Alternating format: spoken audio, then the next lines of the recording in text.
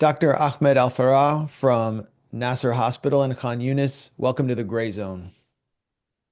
Okay, first, nice to, I'm very happy to have to be with you this night.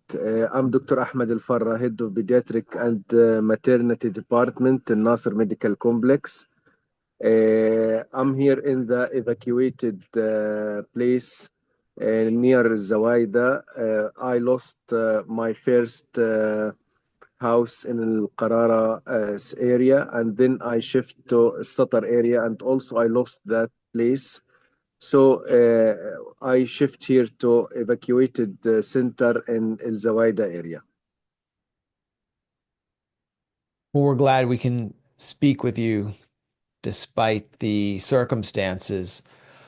Can you describe what happened on the morning of August 25th when Israel attacked the hospital where you work, the Nasser Medical Center, then carried out a double or triple tap strike that massacred the rescue team and the journalists who arrived on the scene? لا حصل الآن نعم. الآن خليك يا الله راح الدفاع المدني قتلوا الناس راح الدفاع المدني قتلوا الناس استهداف كبير الآن. Okay, my friend, what's happening exactly? That morning, it was nearly 8:15. Nearly, I was in my office. I was treating a case for a child who my colleague consulted me about the case. While I was putting the stethoscope in my ears, I heard a loud voice, and even it is very extremely powerful. Even at that time, the mother of the child suddenly she has syncopal attack, and she has fainted, and I was confused at that time. Is to go to treat the mother, or to continue examination of the child, or to get outside, or to look from the window to see what's happening. After that, we discovered that the Israeli strike the hospital in double attack in the first time. This is what we discovered later, that it was double attack in the first time. And the first attack for the stair, which is in the east side, they killed a journalist. His name is Hussam al-Masri, who was operating a live TV feed for Reuters.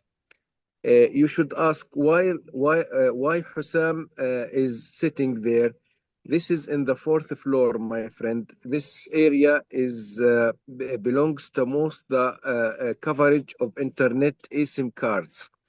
You know, the journalists are using the eSIM cards, and the eSIM card there is very powerful for the media, and for to deliver their message or reports for their agencies. Even I am as a doctor, when the internet is not available in Nasser Medical Complex, I used to go to the fourth stairs in this area, in the fourth floor, and I try to connect my family through that internet, which belongs to eSIM cards. There is what I want to mention about that. In this attack, there is another previously unreported blasts at northern wing. This is in the east, and there is another attack on the northern wing. Also, at the same time, even the journalists and the media couldn't distinguish that it is like moments separate from them. The voice was one voice, but it was two attack. I think there is two tanks attack at the same time. One for the northern stairs and one for the east stairs. In the northern stairs, there were something like balcony in the stairs. The doctors and medical students in the 6th year were used to gathering there and discussing the cases that belongs to ICU, because this is the most nearby to the ICU for adults. So in this attack, Hussam al-Masri, who's journalist, was killed immediately, and also Muhammad al-Habibi, who's a medical student in the 6th level of Faculty of Medicine Al-Azhar University, which is local university, also were killed. And there is a lot of his colleagues, male and female doctors, were injured in this attack. At that time, my friend, all the hospital were in shock, and everyone tried to go there as a rescue team. Journalists who are friends and colleagues for Hussam, they want to go upstairs to help, to rescue, and even to cover the event, what happened with their colleague. Reuters And cameraman also Hussam the al-Masri doctors and Emergency the and health security workers guys rushed to the scene, went to the along with balcony to journalists from a ground evacuate floor media tent. Dr. Muhammad al-Habibi and his colleagues from that area. At that time, nearly 10 minutes or 9 or 10 minutes separation, there is another attack, which is also double attack, not one attack, by 2 rockets. When we review the BBC videos and the Reuters videos, we discovered in the sky that there is 2 rockets in the second attack. So the number of attacks that was targeted Nasser Medical Complex at that time is 4 attacks, 2 in the first and 2 in the second. The first was in 2 places, and the second 2 attacks were for 1 place. But what I want to talk about, that the second attack was extremely horrible. Why it is extremely horrible?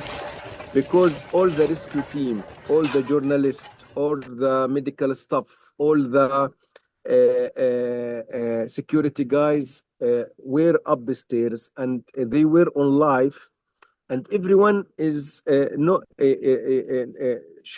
can see that people there and want to rescue and want to resuscitate and want to evacuate the targeted people upstairs. Unfortunately, 2 pumps or 2 rockets, I think, as mentioned by some who were experienced, that 2 another pump tanks were hit that or strike that area at the same time, and really a massacre happened there, as 5 journalists were killed, and 3 security guys were killed, and civilian defense were killed, and some observers and some men who were there tried to help also were killed. So it was I mean unbelievable. They are talking that there were a camera there, and that camera belongs to for example, for Hamas or something like that. My friend, there is a lot of methods, there is a lot of ways to deal with that without that massacre. They have the phone of director of hospital, Dr. Atif, and the Israeli leader tried to contact him many times in the first time of the evacuation of Nasser Medical Complex. He can phone Dr. Atif, ask him, please, I don't want any camera to be, or any journalist to be in the hospital. It is something easy. Okay, I will make some argument, and I will make the discussion is more and more. Okay, you in the first time you expired that camera and you killed the man who are carrying that camera. Why you are continue to doing massacred and killed nearly 20 persons in the second attack. That means that you are not targeting one camera, or you are targeting all the cameras, you are targeting all the journalists. You want to make it silence about everything happening in Gaza. You don't want the voice of Gaza to get outside. And what support my beliefs that since the beginning of the war, nearly 249 journalists were killed. If you calculate, my friend, the number of journalists who were killed since the beginning of the last century of the First World War and Second World War and the Korean War, this number will not equal or will not exceed or will not be near the number of journalists who were killed in Gaza.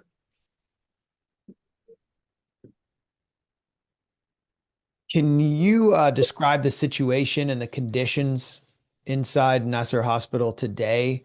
And are you able to cope with the heavy load of cases, especially as Israel is ethnically cleansing the north, pushing people out of Gaza City, and they're coming in your direction?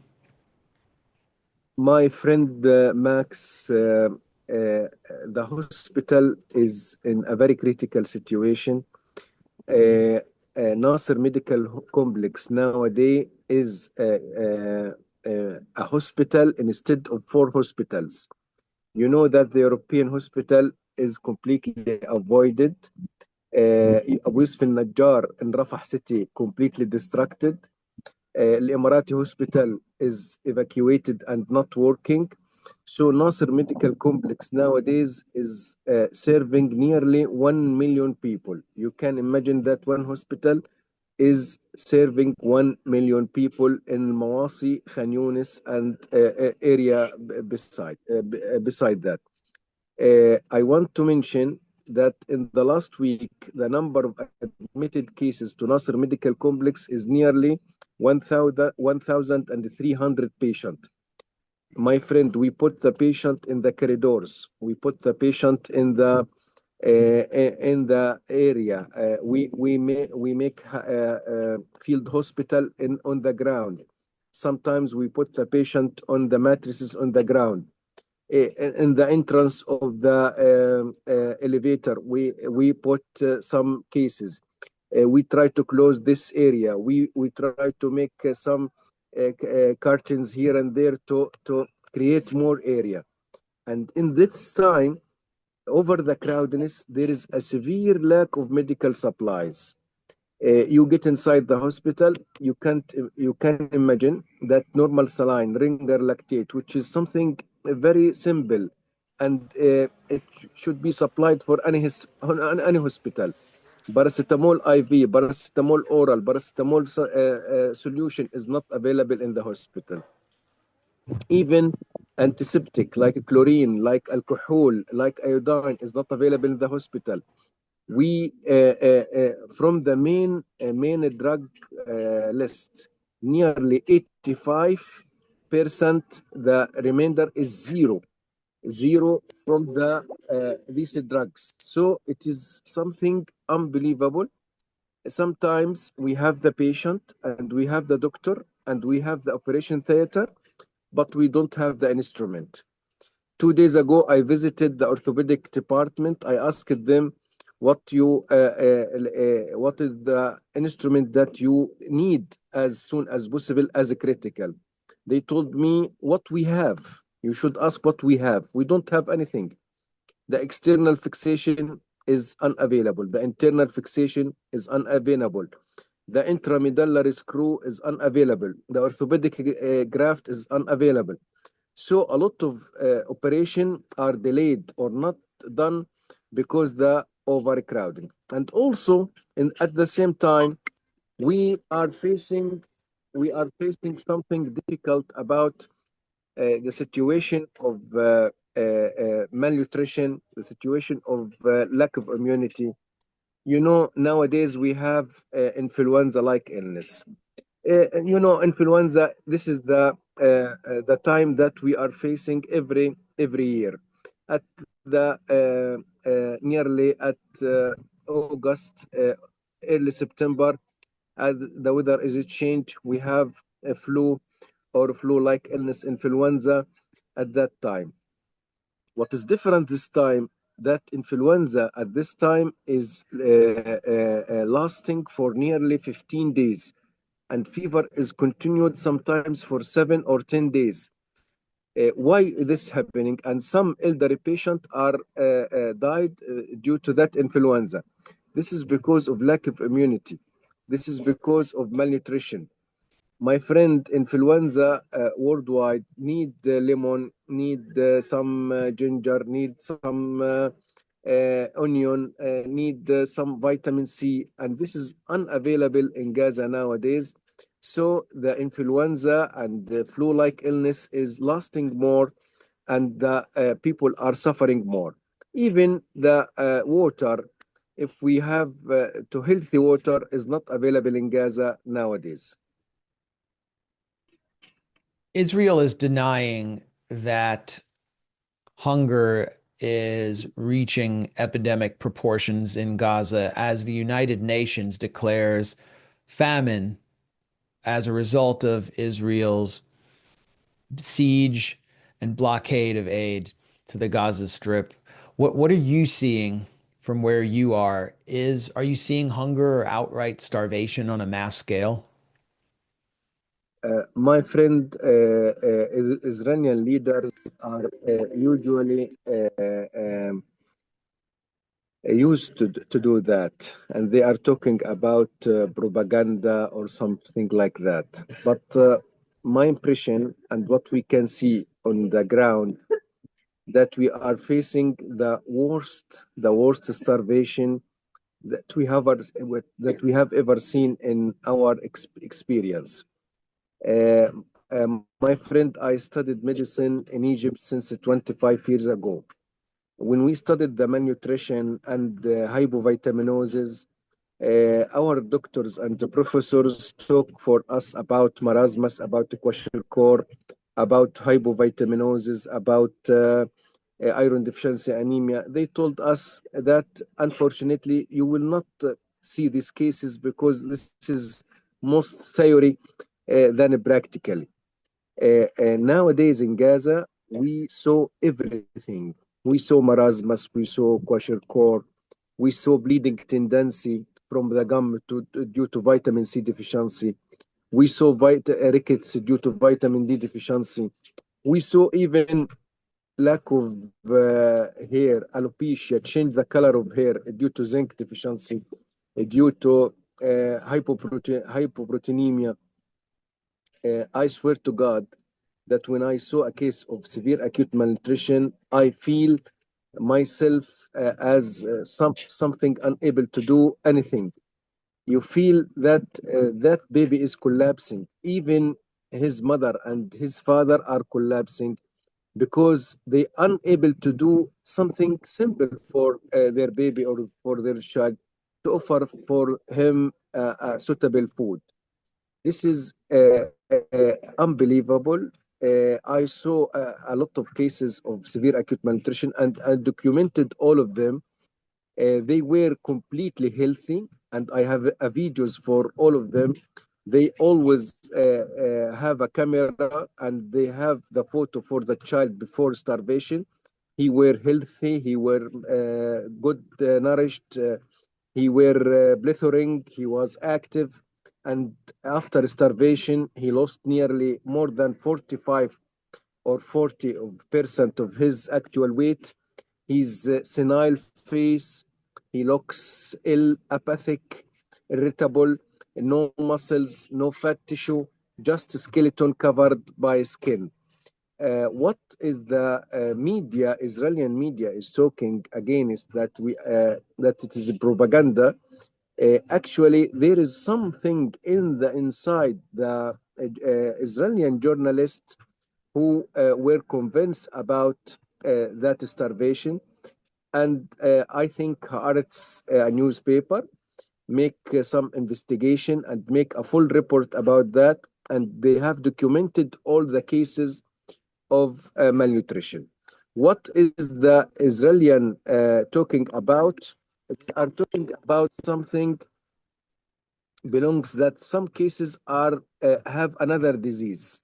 Okay, I totally agree that some cases they have another disease like metabolic disease, like a cardiac disease.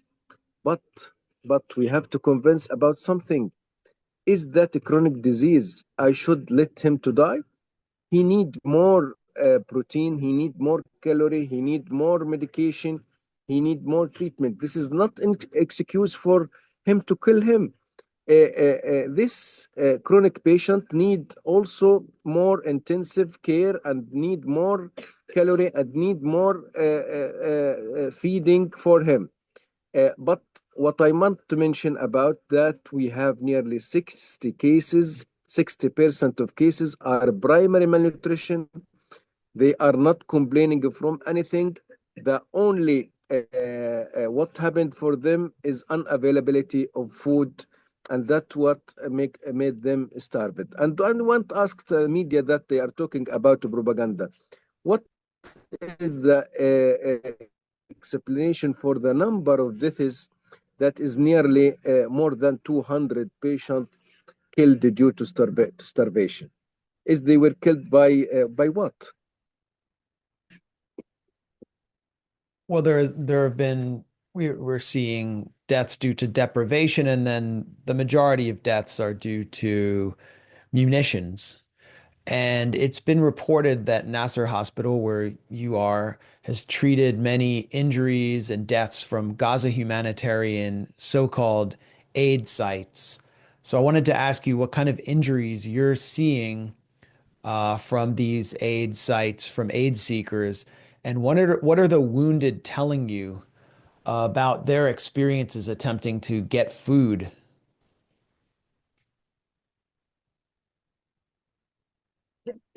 Yes, exactly. We received a lot of cases coming from GHF. My friend, GHF, first we thought that this is something good and it will offer food and will offer packages for the families. But what we discovered later that all the people who were there, they were severely injured. I have received a lot of cases and I saw a lot of cases that they were targeted in the upper part of the body. I saw cases who were targeted in eye, in the mouth. I think that there is some good sniper and he's interested or he may something like he's review his skills about sniping them. Actually, this is unbelievable. Someone who's going there to come back with some package of food or package of something for his family, and unfortunately he came back as a body. Even my son asked me many times, Dad, I want to go there because we want to give some food from there. I told him, no way, because I don't want to lose you. It is unbelievable to go there. And I saw a lot of videos from there. They are not dealing with Palestinian people as a human being. They using something like dealing with them, sorry for expression, like animals. They put the food in an area which is closed and ask them to get inside. Suddenly there is no organization, there is no orders. Everyone is trying to catch what he can be the first to catch it. So it is something not belongs to humanity or morality. I saw the cases who come back from there to Nasser Medical Complex. They were severely injured, and again, there is no excuse or no explanation to target the upper part of the body. If you are afraid about something or security, you can alarm. You can even make a voice. You can make smoke a bomb. You can make a lot of things. I will go with you. You can shoot the lower limbs, but why you are shooting the eye and shooting the head? All the cases are shooting by snipers. This is unbelievable, and it is not consistent with the humanity for the people. We have doctors, we have engineering, we have teachers, we have a highly educated person. How they can go in that situation, in that crowdedness, without identity card, without civilian records, without just using something like dealing with inhumanity. This is unbelievable, and I think we have to convince about the best way to deal with that profile is to recognize the UNRWA, the UNICEF, OCHA, all the organization, or all that organization have the civilian record for people, for Palestinian people. They can talk with you. They can send SMS for Max, for example. This is your package. You can come on the date Monday, for example, at time, and you receive your package. This is what we used to do, and now this is unfortunately not happening. Because UNRWA has been removed and replaced with GHF. Yes. And you spoke about snipers targeting people at these aid sites in the upper parts of their bodies, including their heads, sort of shooting to kill. We've heard many reports of Israeli snipers targeting children across Gaza, including shooting them in the groin area one week, then many injuries will show up with head injuries the next week. As the head of pediatrics, is there any truth to these reports about Israeli snipers and their targeting of children in Gaza? My friend, we should take care about the statistics of number of killing children since the beginning of the war. Nearly the number of the whole deaths, according to the Minister of Health Statistics, is nearly 62,000. 20,000, we are talking about nearly 33% are belongs to children. So I think that there is something intended targeting for these children. Unfortunately, I saw cases of children who were attacked in their head, in their heart, in their chest. Even they are not making any risky for the Israeli soldiers. They just being attacked as they are children. If we are talk about the number of target children who were targeting, this is a huge number.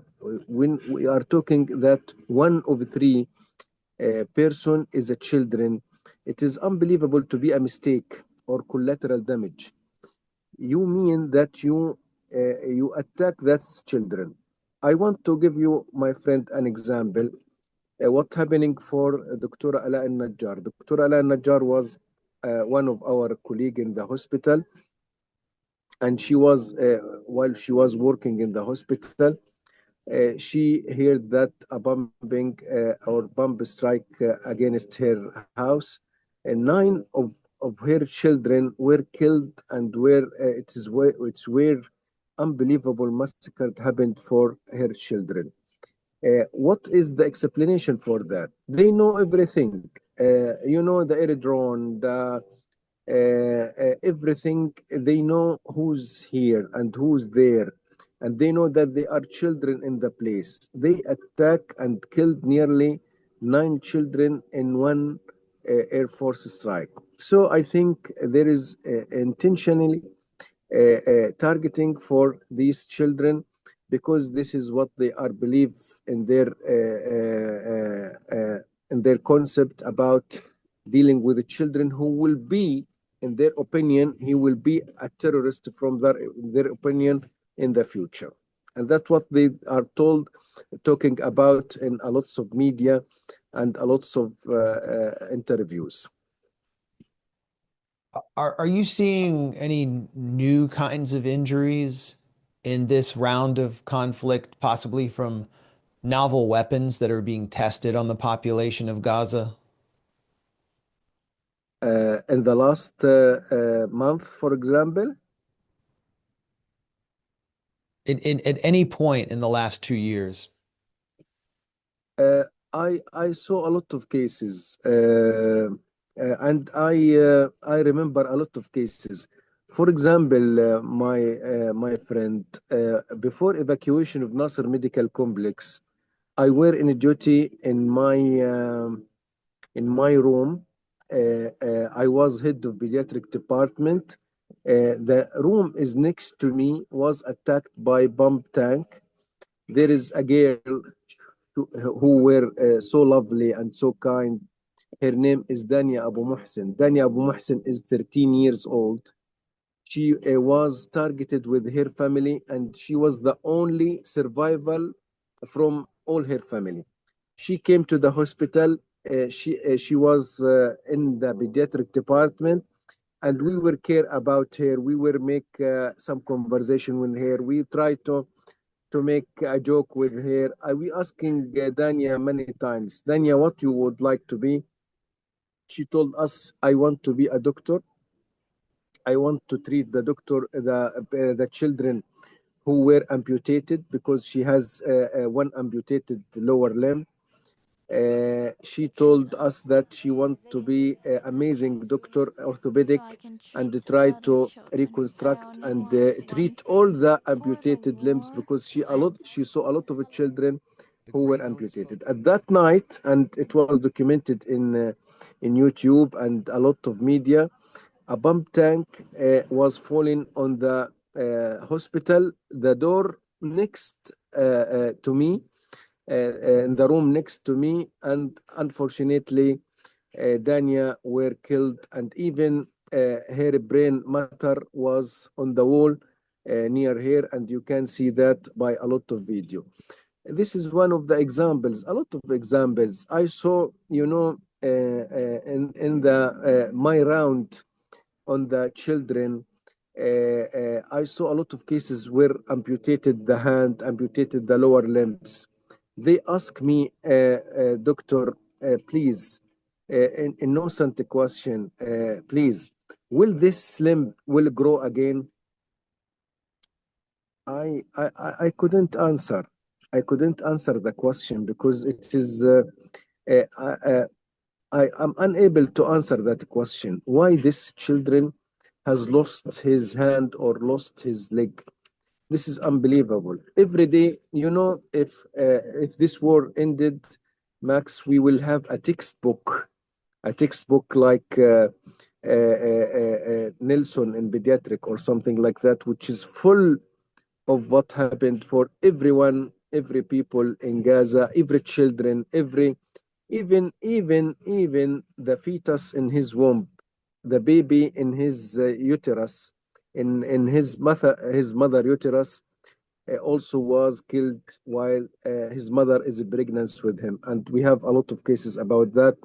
Pregnant woman who were targeted, and she was killed, and the baby inside her uterus or inside her womb were injured, either killed or killed later due to delayed going to the hospital. And we were one of the media organizations that covered the Israeli murder of Dunya Abu Mohsen. I think we featured comments from you in our YouTube report. She was the lone survivor of her family and had lost a limb and was killed by an Israeli tank in her hospital bed at Nasser Hospital. One of the more shocking episodes of out of thousands that are almost difficult to keep track of at this point. I wanted to ask you about reports of a rise in Guillain-Barre syndrome across Gaza. What are you seeing, and why is this happening? Yes, my friend Guillain-Barré syndrome, for definition, is an ascending paralysis. It's due to something belongs to the immune system, T lymphocyte or autoantibodies are affecting the myelin sheet of the nerves. It usually follow viral infection or bacterial infection, and sometimes it follow immunization. What I want to tell Max that these cases we send analysis for them inside Israel and inside Jordan, and all the cases where the results were that enterovirus and Campylobacter jejuni bacteria and viruses were in that samples. That mean that the destruction of the sewage system in Gaza during this war, this is the main cause of that disease. Again, Guillain-Barré is one of the serious disease. We used to see in Gaza 1 or 2 cases per year, or 3 cases at high level per year. But in the last 3 months, we nearly saw nearly 100 cases exactly. And this is a huge number. We called it outbreak. The dangerous of that disease, it's sometimes affecting the respiratory muscles and cause respiratory fatigue, and the patient need to be on mechanical ventilation, and it is very serious. We lost nearly 10 cases due to that disease. That means 10% were killed due to that disease. The difficulties in that disease that the treatment is not available. The main stem or the main component of a treatment is intravenous immunoglobulin, IVIG, which is bottles given to the patient maybe 1 time or 2 time or 3 time or 4 time. This IVIG is not available, and the occupational forces not allow for Ministry of Health and WHO to have this treatment and to give it for the patient. So the patient I have now at this time, while we are doing this interview, I have 2 cases in the intensive care unit in Khan Younis Nasser Medical Complex. They are in the intensive care unit and they are waiting for intravenous immunoglobulin. They are on mechanical ventilation. If the intravenous immunoglobulin are not allowed, unfortunately, they have a lot of hazard to be dying due to unavailability of the treatment. So this is one of the challenging for us. Even we have also challenging in diagnosis. We are depend on the experience of the doctors, but unfortunately we don't have CSF analysis, cerebral spinal fluid analysis. We don't have EMG, electromyography. We don't have nerve conduction velocity. So we depend on the experience of the doctor. What I want to mention, my friend, that the distribution of that disease is also due to lack of immunity and lack of vitamins. You know, the central nervous system need vitamin B1 and B6 and B12 to regenerate and to compensate. The loss of these vitamins make the disease more strong and more widespread, and also the lack of vitamins make the immunity system of the patient is more low and more weak, so the disease is more and more. All the crimes and horrors that you've described are made possible by my government and by Western governments. Feels like there's very little we can do in this country right now. But what do you think people who are watching this in the United States or Europe, across the West, can do to help you and to help the people who are suffering so much in Gaza? Okay, thank you, Max. First, about the event, what happened for the journalist. I have one point here, please. I have followed with deep concern how several major international agencies like Reuters, like Associated Press, They are using term like we have a contractor, we have an assigned freelance journalist. That terms are diminished their professional status and make the Palestinian journalist like someone who's in low level according to the Western journalist or any journalist outside Gaza. This is the low level dealing with the journalist make the Israeli and the occupational forces to be more and more natural in killing toward these journalists. As I mentioned, my friend, that 249 journalists were killed since the beginning of the war. This is unbelievable number. If the journalists all over the world will make something about the rights of journalists, about the Geneva Agreement, about something according to the organization of the journalists, I think this will make something to stop the occupational forces about continue silencing or continue try to force the journalists to stop talking and stop covering what the crime happening in Gaza nowadays. This is the first. Second thing, what I want to mention, my friend Max, that the Palestinian people is in a spot area which closed by land, closed by air, closed by sea. They can't even try to contact anybody outside. They are human beings who created by God, and they need the right to educate, the right to receive medical health supply, the right to be have a good food, a very a good quantity of healthy water to drink. This is simple rights for them. Again, they have doctors, they have engineering, they have teachers, they have students, they have journalists. They want they respect all the nations, they respect all the peoples. They want to contact with everyone. They have to interact with everyone.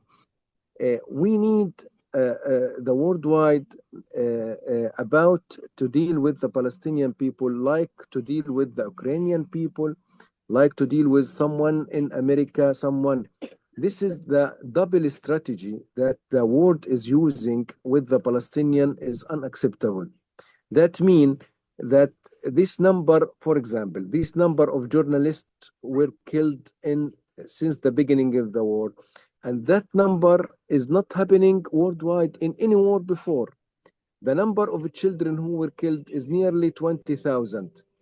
If this happened in any place in Ukraine, for example, Europe, all European countries will stand in what's happening. United States will talk.